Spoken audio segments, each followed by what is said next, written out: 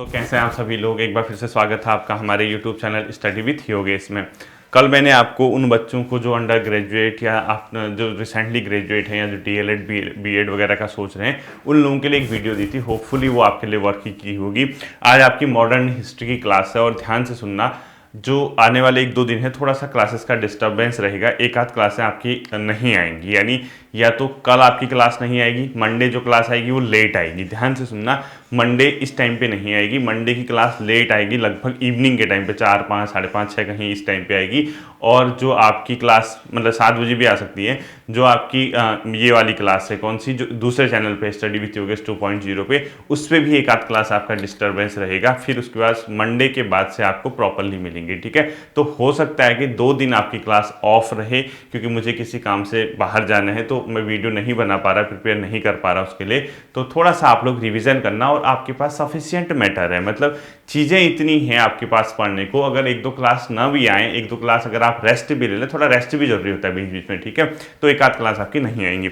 आज देखिए, आज की जो क्लास है मॉडर्न हिस्ट्री की क्लास है, और मॉडर्न हिस्ट्री का जो मैंने टॉपिक पिक किया हुआ है ये आपके लिए बहुत इंपॉर्टेंट टॉपिक हो सकता है उस केस में जहां क्वेश्चन आपके कॉन्सेप्ट बेस्ड आते हैं। यानी कॉन्सेप्ट बेस्ड आने का मतलब क्या होता है, कई बार हम क्या होता है थ्योरेटिकल क्वेश्चन आते हैं पेपर में, यानी जैसे 4 ऑप्शन आते हैं ना, वो थ्योरेटिकल ऑप्शन आते हैं। इसका एक फायदा आपको कहां से होगा, जो एक चैप्टर आप लोगों का है अपने सिलेबस में देखना, भारत में ब्रिटिश अर्थव्यवस्था का प्रभाव, यानी ब्रिटिश आर्थिक नीति का भारत पर प्रभाव, वहां इसका आपके संबंध है। तो इस टॉपिक का एक टॉपिक तो मैंने आपको ब्रिटिश भू राजस्व व्यवस्था कराई हुई थी, जहां रैयतवाड़ी, महालवाड़ी और स्थायी जमींदारी बंदोबस्त कराया था, वो उसी का हिस्सा है। ध्यान से सुनना, सिलेबस खोलना, आधुनिक भारत का इतिहास, भारत में ब्रिटिश अर्थव्यवस्था आर्थिक नीति का प्रभाव होगा, उसी के अंदर भू राजस्व व्यवस्था आती है, एक टॉपिक वो। यहां पर मैं आपको 2 टर्मिनोलॉजी बहुत अच्छे से सिखाऊंगा, और इसके बाद आपका यहां से क्वेश्चन कभी गलत नहीं होगा। और आप मेंस भी करते हैं तब भी आप लिख लेंगे, प्री में क्वेश्चन आता है तब भी आप लिख लेंगे, जिसमें पहला टॉपिक है कृषि का व्यावसायीकरण। मतलब ये टॉपिक अपने आप में थोड़ा सा इंपॉर्टेंट होगा, ठीक है। व्यावसायीकरण यानी व्यवसायीकरण मतलब व्यवसाय करना है कृषि का, ठीक है। अब देखिए, मैं आपको पूरा इसको समझाता हूं कि चीजें हो क्या रही, कैसे चल रही हैं। मैंने आपको विभिन्न गवर्नर जनरल और उनकी नीतियां पढ़ाई हैं डलहौजी तक, और मैंने आपको परसों लास्ट क्लास में जो चीज़ पढ़ाई थी 2-3 टर्मिनोलॉजी, जिसमें आपका वाणिज्यिक पूंजीवाद, इसके अलावा वित्तीय पूंजीवाद, और एक जो पहला था औद्योगिक पूंजीवाद, ये तीनों टर्मिनोलॉजी मैंने सिखाई थी आपको क्या है। अब होता क्या है बच्चों, देखो कृषि का व्यवसायीकरण क्या था, पहले सबसे पहले ये आपको समझना है। देखिए, जब हम अंग्रेजों के अधीन नहीं थे, जब परंपरागत रूप से यहाँ के रजवाड़े या मुगल शासन व्यवस्था या उससे पहले हुआ करती थी, तो जो किसान था उतना दुखी नहीं था जितना कि अंग्रेजों के समय हुआ। क्यों? क्योंकि पहले किसान क्या करता था, खाने की चीज़ें उगाता था, जैसे गेहूं है, धान है, ज्वार है, बाजरा है, मोटा अनाज है। उससे क्या होता था, वो अपने परिवार का भरण पोषण कर पाता था। कौन? किसान वर्ग, ठीक है। लेकिन जब ब्रिटिश ने यहाँ पर रूल किया, ब्रिटिश ने यहाँ पर कौन से 1757 का युद्ध प्लासी का, 1764 का बक्सर का युद्ध, इन युद्धों को जीतने के बाद जब बंगाल, बिहार व उड़ीसा के अधिकांश भाग पर कवर कर लिया, बंगाल, बिहार और उड़ीसा के अधिकांश, ये सब पढ़ा है, ठीक है। उड़ीसा के अधिकांश भाग पर अगर ब्रिटिश ने कब्जा कर लिया, तो यहां से क्या हुआ, उन्होंने अपने देश के लिए काम करना शुरू किया। मतलब चीजें क्या हो रही थी, 1813 में एक चार्टर एक्ट आया था, मैंने आपको ये बताया था, ध्यान हो गई। तो सब समझाने वाली चीज है, ठीक है। आपको जैसे मैं लिखता हूं तो आपको सीधे समझ में आ जाना चाहिए कि हाँ सर ये हमने पढ़ा है। 1813 में एक चार्टर एक्ट आया, इसके तहत भारत में क्या किया गया था, मुक्त व्यापार व्यवस्था शुरू की गई थी। मुक्त व्यापार, फ्री ट्रेड सिस्टम। इसके अंदर क्या था, पहले कंपनी का व्यापारिक एकाधिकार था भारत में, आपको सबको पता है, कंपनी का एकाधिकार, यानी सिर्फ कंपनी क्या कर सकती थी, व्यापार कर सकती थी पूर्व के साथ, यानी भारत वगैरह के साथ एकाधिकार। इस चार्टर एक्ट के माध्यम से 1813 के चार्टर एक्ट से एकाधिकार समाप्त कर दिया गया। क्वेश्चन अगर कभी पूछेगा कि किस चार्टर एक्ट से ब्रिटिश ईस्ट इंडिया कंपनी का व्यापारिक एकाधिकार समाप्त हुआ, तो तुरंत आंसर होना चाहिए 1813 एक्ट। और दूसरा क्वेश्चन पूछेगा, भारत में मुक्त व्यापार प्रणाली ब्रिटिश ने किस एक्ट के माध्यम से अपनाई थी, 1813। मुक्त व्यापार, फ्री ट्रेड। अब कोई भी भारत में व्यापार कर सकता था, सिर्फ कंपनी को ही एकाधिकार नहीं था कि वो भारत के साथ व्यापार करे, ठीक है। इसके पीछे सबसे बड़ा कारण मैंने आपको लास्ट टाइम पे बताया था, 1813 के आसपास से औद्योगिक पूंजीवाद का क्या हुआ, भारत में जन्म हुआ, यानी ब्रिटेन में औद्योगिक पूंजीवाद का विकास हुआ। सेकंड चरण मैंने आपको बताया था, अब मैं सब उसी से लिंक करूंगा। देखो, औद्योगिक पूंजीवाद में क्या था, इंडस्ट्री जब वहां डेवलप हुई, इंडस्ट्रियलाइजेशन हुआ, बड़े बड़े बिजनेसमैन आए, तो उनके पास पूंजी थी, यानी उनके पास पैसा था, मशीन थी, तो वो क्या करते थे, इन्वेस्टमेंट करना चाहते थे। और इन्वेस्टमेंट जब उद्योगों में करोगे, औद्योगिक कारखाने स्थापित करोगे, तो उसके लिए भारत से कच्चा माल चाहिए था। भारत को एक कच्चे माल के तौर पर यूज किया गया, तथा ब्रिटेन में जो वस्तुएं तैयार होंगी उसका मार्केट चाहिए था। कहने का मतलब, आप ए व्यक्ति हो, खुद सोचो, ए व्यक्ति हो, बहुत पूंजी है आपके पास, बहुत मशीनें हैं, पैसा है, सब कुछ है, आपने एक इंडस्ट्री लगा दी, यानी आपने एक इंडस्ट्री लगा दी। इस इंडस्ट्री के लिए लगा दी, आपको क्या चाहिए होगा, कच्चा माल, रॉ मटेरियल चाहिए होगा, ठीक है। वो कौन देता था, भारत से आया है, यानी रॉ मटेरियल भारत से इनने डिमांड की। और जैसे ही ये रॉ मटेरियल आपको चाहिए, आपको जब उद्योगों में तैयार माल होगा, इसके लिए आपको क्या चाहिए, मार्केट चाहिए। बिकेगा कहां, नहीं तो सामान, वरना उद्योग ही बंद करना पड़ेगा। तो मार्केट के रूप में भारत का प्रयोग किया, यानी अब ब्रिटेन का एक ही मतलब मेन मकसद बना दिया था भारत को कच्चा माल का, भारत को कच्चा माल का क्या बना दिया था, निर्यातक बना दिया था। यानी भारत यहां से कच्चा माल भेजता था, ठीक है, निर्यातक। वो तैयार माल का, यानी जो ब्रिटेन में तैयार होगी, तैयार माल का आयातक, यानी आयात मतलब इंपोर्ट करेगा भारत, ठीक है।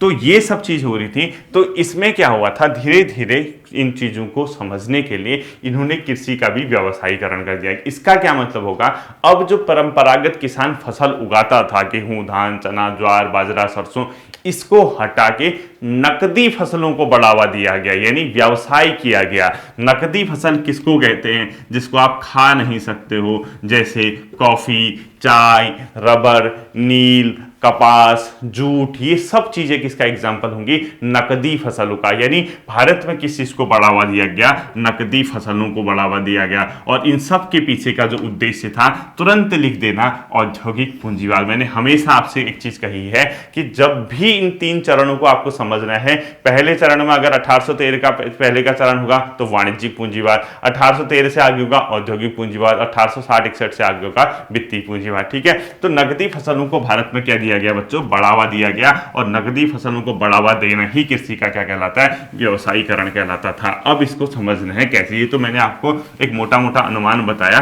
कि चीजें कैसे जा रही थी, क्या जा रही थी, ठीक है।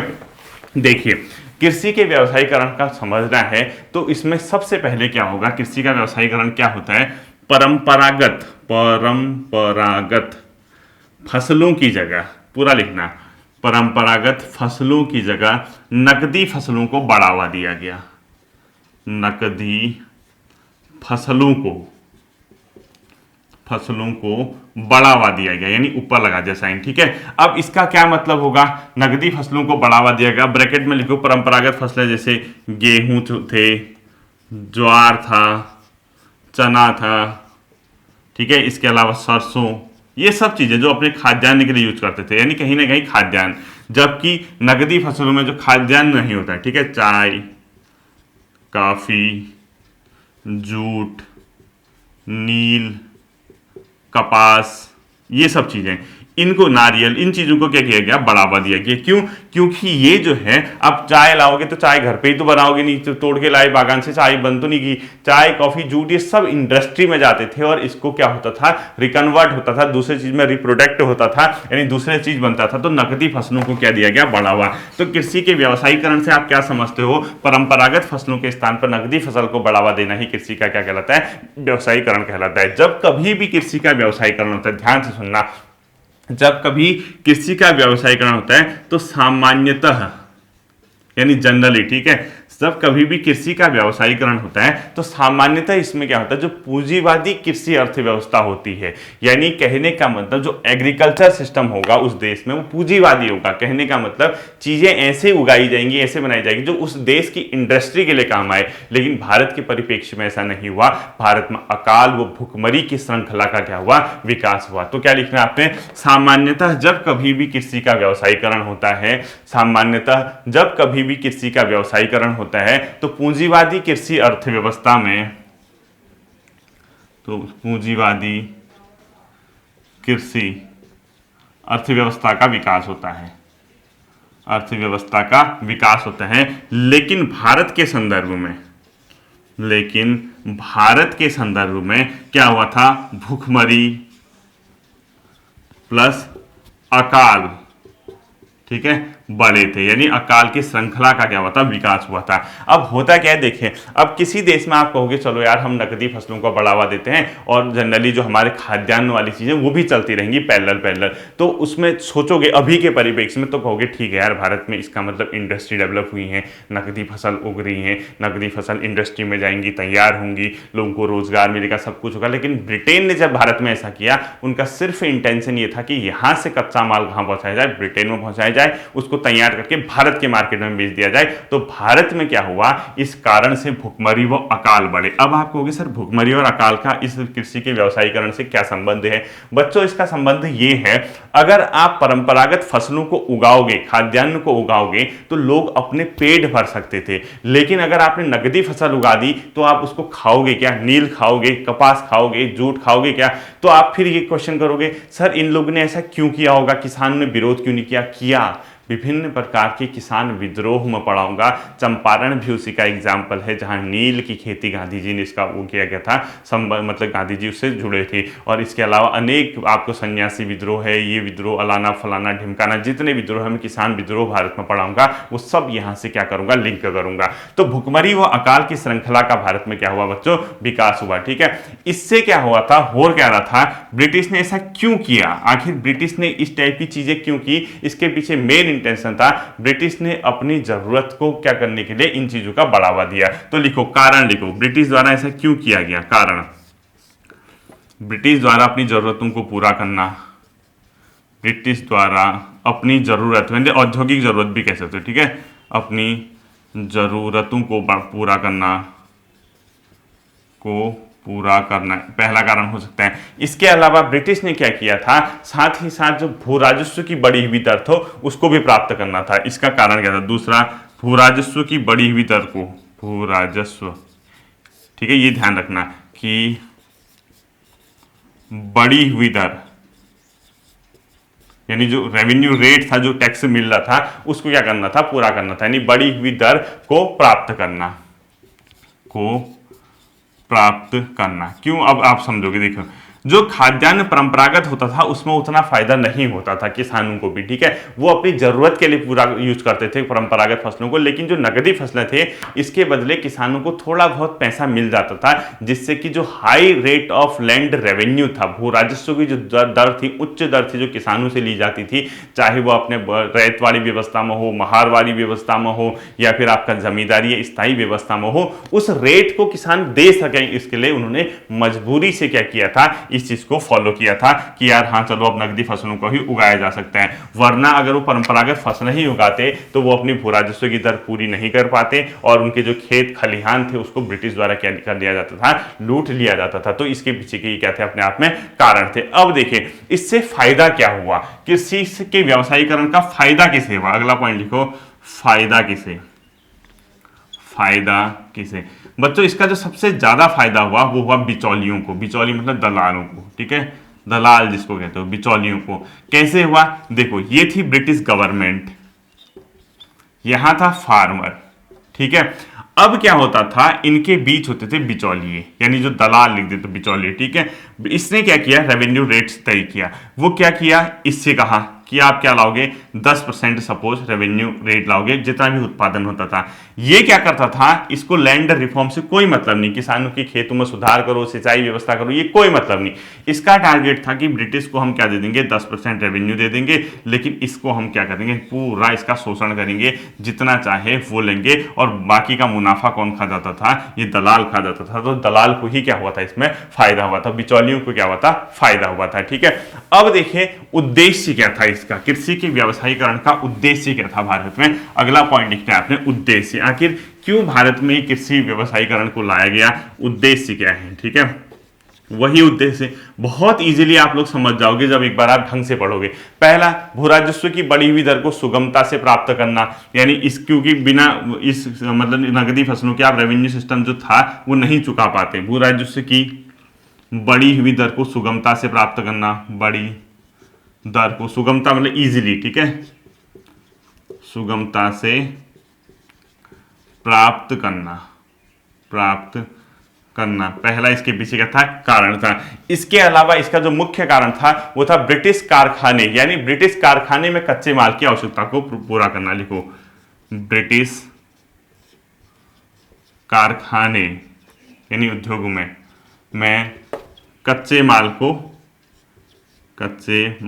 को की आवश्यकता को पूर्ण करना, आवश्यकता पूर्ण करना, यानी ब्रिटेन में दबाव बन रहा था कि ऐसा करो। इसके अलावा इसका जो इंटेंशन था वो आप सभी जानते हैं, मेनली यही थे। और तीसरा लिखो, मुक्त व्यापार प्रणाली, मुक्त व्यापार प्रणाली। ये क्यों था मुक्त व्यापार से? जब सभी फ्री ट्रेड करेंगे, सभी को कच्चा माल चाहिए होगा, तो इसमें ब्रैकेट में 1813 का चार्टर एक्ट लिख दो, ठीक है। 1813 के चार्टर एक्ट से क्या हुआ था, भारत में मुक्त व्यापार प्रणाली का विकास हुआ था, ठीक। ये इसका मेनली क्या था, उद्देश्य था। और इसके प्रभाव अगर कभी पूछता है, भारत में अकाल, भूखमरी, भारत में दरिद्रता, बेरोजगारी, कृषि पर दबाव, भारत का उद्योगों का खत्म होना, कृषि अर्थव्यवस्था का खत्म होना, ये सब चीजें आप लोग इसके कारण में लिख सकते हो, इसके प्रभाव में। तो ये था आपका कृषि का व्यवसायीकरण। प्रभाव पूछोगे तो प्रभाव भी लिख देना, ठीक है। कभी प्रभाव अगर क्वेश्चन आता है, भारत में कृषि के व्यवसायीकरण के क्या प्रभाव थे, भारत में जैसे क्वेश्चन आ गया, बाई चांस सपोज एक क्वेश्चन आ गया, भारत में कृषि के व्यवसायीकरण से क्या कारण, क्या प्रभाव पड़ा। ऑप्शन 1, इससे भारत में कृषि के विकास को बल मिला। ऑप्शन 2, इससे भारत में गरीबी, बेरोजगारी और दरिद्रता बढ़ी। ऑप्शन 3, इससे भारत में अकाल की श्रृंखला बढ़ी। ऑप्शन 4, इनमें से सभी या इनमें से 1 2 या 2 3, कुछ ऐसा क्वेश्चन आएगा तो इजीली आप इसको कर लेंगे सेंस लगा के, ठीक है। तो प्रभाव के अंदर खुद ही लिख दो, भारत में गरीबी, बेरोजगारी, दरिद्रता बढ़ी, अकाल की श्रृंखला बढ़ी, किसानों का शोषण हुआ, कृषि अर्थव्यवस्था जो थी वो क्या हो गई थी, बहुत ज्यादा उसको धक्का पहुंचा, ब्रिटिश को फायदा हुआ। ये सब जो भी लिखते हो आप लोग, ये सब कृषि का व्यवसायीकरण लिखना है, ठीक है। इसके बाद बच्चों जो दूसरा टॉपिक आता है आपका, वो आता है विऔद्योगीकरण, डिसइंडस्ट्रियलाइजेशन। विऔद्योगीकरण, ये सब के सब क्या हैं, अपने आप में ब्रिटिश अर्थव्यवस्था का भारत पर प्रभाव। कभी क्वेश्चन आता है ब्रिटिश अर्थव्यवस्था का निम्नलिखित में से भारत में क्या क्या प्रभाव पड़ा। ऑप्शन 1, कृषि का व्यवसायीकरण, सही है। ऑप्शन 2, विऔद्योगीकरण, सही है। ऑप्शन 3, धन की निकासी, सही है। ऑप्शन 4, उपर्युक्त सभी। बस सिंपल सी बात है, ऐसे क्वेश्चन आते हैं, ठीक है। नेक्स्ट आता है बच्चों टॉपिक विऔद्योगीकरण यानी डिसइंडस्ट्रियलाइजेशन। ये क्या होता है, सिंपल सी बात समझना। सबसे पहले इसका जो एक्सप्लेनेशन किया था 19th सेंचुरी में, 19वीं सदी में सर्वप्रथम दादाभाई नेरोजी ने इसका विचार दिया, ठीक है। दादाभाई नेरोजी ने इसका क्या दिया, विचार दिया। कब दिया, 19th सेंचुरी में इसका विचार दिया। और ये जो था, ये विऔद्योगीकरण, इस पर सर्वाधिक बल कब दिया गया, इस पर सर्वाधिक बल कब दिया गया, 1813 के चार्टर एक्ट में, जहां से मुक्त व्यापार शुरू हुआ, चार्टर एक्ट से, ठीक है। यानी सबके लिए व्यापार भारत का खोल दिया गया 1813 के चार्टर एक्ट से। इसमें सर्वाधिक बल मिला क्योंकि भारतीय जो बाजार था वो ब्रिटिश वस्तुओं हेतु ओपन कर दिया गया। इसके ब्रैकेट में आप लोग इसको लिख लीजिए, देखिए। तो इसके ब्रैकेट में लिखो, भारतीय बाजार को ब्रिटिश वस्तुओं के लिए खोल दिया गया। भारतीय बाजार को ब्रिटिश वस्तुओं हेतु खोल दिया गया, वस्तुओं हेतु खोल दिया गया। अब आप कहोगे सर विऔद्योगीकरण क्या होता है? देखिए, औद्योगिकरण क्या होता है, इंडस्ट्रियलाइजेशन। विऔद्योगीकरण उसका है एंटी। अभी इसको पूरा समझेंगे हम लोग, इसको कैसे काम करना है, ठीक है। अब जैसे ही इसमें क्या हुआ था, ये सब चीजें हुई, तो जो ब्रिटिश उत्पाद थे उससे क्या कर दिया, बाजार, भारत के बाजार उससे भर दिए गए। यानी इस विऔद्योगीकरण में अभी सब समझ जाओगे, ठीक है। इसमें लिखो अगला पॉइंट, ब्रिटिश वस्तुओं से भारतीय बाजारों को भर दिया गया। ब्रिटिश वस्तुओं से भारतीय बाजार भर दिए गए, बाजार भर दिए गए। अब आप कहोगे सर ये क्या चीज हुई, ये क्या चीज हुई बच्चों, देखिए जैसे ही मैंने आपसे कहा कि डिस इंडस्ट्रियलाइजेशन हुआ, इंडस्ट्रियलाइजेशन होता तो भारत में उद्योग लगते, लगे कहां, ब्रिटेन में। ब्रिटेन में क्या हुआ, कच्चा माल चाहिए था, कहां से सप्लाई हुआ, भारत से सप्लाई हुआ। जो कच्चा माल है वो तैयार होकर जब प्रोडक्ट में कन्वर्ट होगा उसके लिए मार्केट चाहिए होगा ताकि लोग उसको खरीदें। कहां खरीदा गया, भारत में खरीदा गया। तो भारत में कहां से औद्योगिकरण होगा, अगर भारत का औद्योगिकरण हुआ होता अगर तो भारत को ही फायदा होता, यहाँ के लोगों को रोजगार मिलता। हम कहां होते, तो ब्रिटिश की जो नीतियां थी ये विऔद्योगिकरण से भी हमें बहुत बड़ा क्या लगा था, धक्का लगा था। अब इसका एक सिंपल सा एग्जांपल मैं बताता हूं, ठीक है, आप इसको याद नहीं करना है, आपके समझने के लिए है। कभी कभार क्या होता है कि कहीं लिखने को आता है तो आप उसको ब्रैकेट में एग्जाम्पल लिख लोगे, तो आप ब्रैकेट में एग्जाम्पल लिखो कहीं पे, ठीक है। एक केस था 1769 का। इस समय क्या हुआ था 1769 में, जो कंपनी थी, कंपनी को एक चीज के लिए बाध्य किया गया, यानी ईस्ट इंडिया कंपनी को बाध्य किया गया किस चीज के लिए, कि कंपनी प्रतिवर्ष 3,80,000 टन, यानी इतनी वैल्यू देखो, 3,80,000 टन नहीं, पौंड का माल भारतीय बाजार में ले जाए। 3,80,000 पौंड का माल, पौंड का माल भारतीय बाजार में लाए, भारतीय बाजार में लाए। कंपनी को बाध्य किया गया कि प्रतिवर्ष आप इतना लाओगे। इससे नहीं हो रहा था, फिर किया गया 1793 में, इन लोगों ने 1793 में ईस्ट इंडिया कंपनी से कहा कि आप अपने जहाजों में प्रतिवर्ष 3,000 टन का माल बाजार में ढोने की छूट जहाजों में दी। यानी ईस्ट इंडिया कंपनी से प्रतिवर्ष 3,000 टन, ठीक है, 3,000 टन, यानी कितना, 3,000 टन माल जहाजों से भारतीय बाजार में लाए, भारतीय बाजार में लाए, ठीक है। यानी इतने सामान, इतना जो है भारतीय बाजार में लाए। फिर कम हो रहा था, 1812 में एक संसदीय समिति बनाएगी, पार्लियामेंट्री कमेटी। उससे कहा गया कि कैसे भारत के मार्केट में ब्रिटिश वस्तुओं को लादा जाए, उसके लिए आप रिकमेंड करो। यानी संसदीय समिति बनाएगी जो कि भारतीय बाजार में ब्रिटिश वस्तुओं को बढ़ावा देगी। संसदीय समिति, पार्लियामेंट्री कमेटी बनाएगी, और कहा गया कैसे इसका काम क्या होगा, कैसे भारत में ब्रिटिश वस्तुओं को बढ़ावा दिया जाए, को बढ़ावा दिया जाए, ठीक है। ये सिर्फ एग्जाम्पल है। देखिए, कहने का मतलब है आप जिस देश में रूल कर रहे हैं वहां के लोगों को क्या मिला, ठुल्लू मिला, कुछ नहीं मिला। वहां के लोगों को ये मिला, उनकी मार्केट को आपने कंप्लीटली अपने वस्तुओं से भर दिया। कैसे भी आपने भारत को लूटने की कोई कसर नहीं छोड़ी।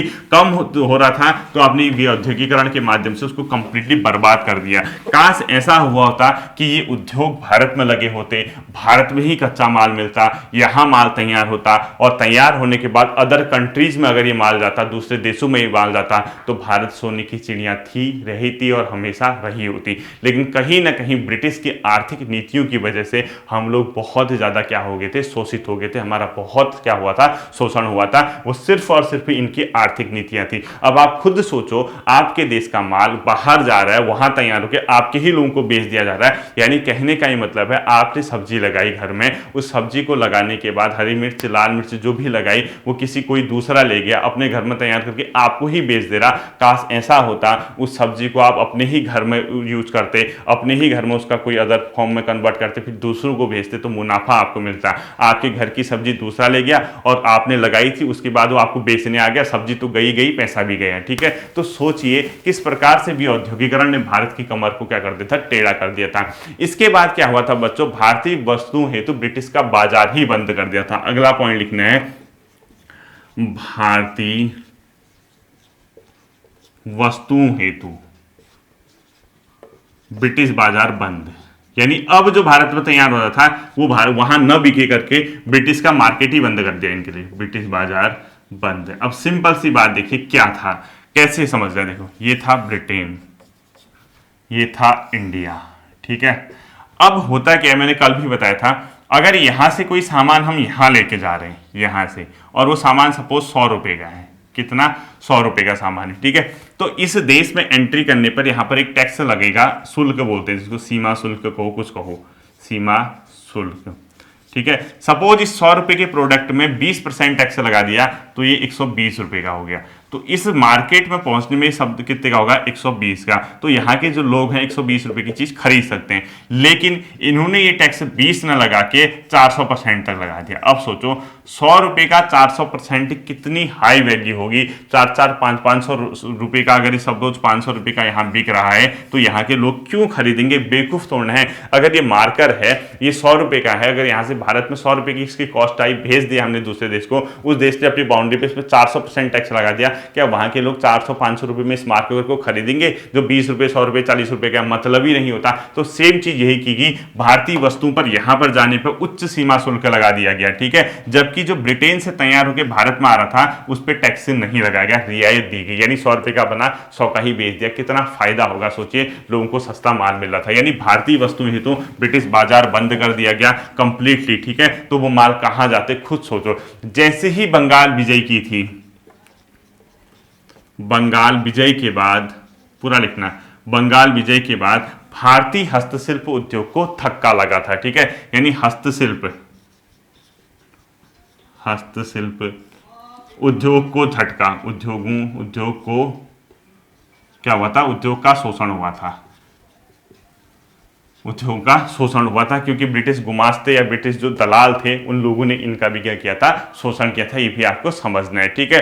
तो इन सब के पीछे जितना भी हुआ था, इसके पीछे क्या क्या ब्रिटिश ने किया, देखो कैसे कैसे किया विऔद्योगीकरण, कैसे विऔद्योगीकरण कैसे हुआ। एक तो लिखो 1813 का चार्टर, इससे क्या हुआ? मुक्त व्यापार प्रणाली शुरू हुई, सभी को व्यापार करने का मौका दिया गया। भारत में रेलवे का विकास, इससे क्या हुआ?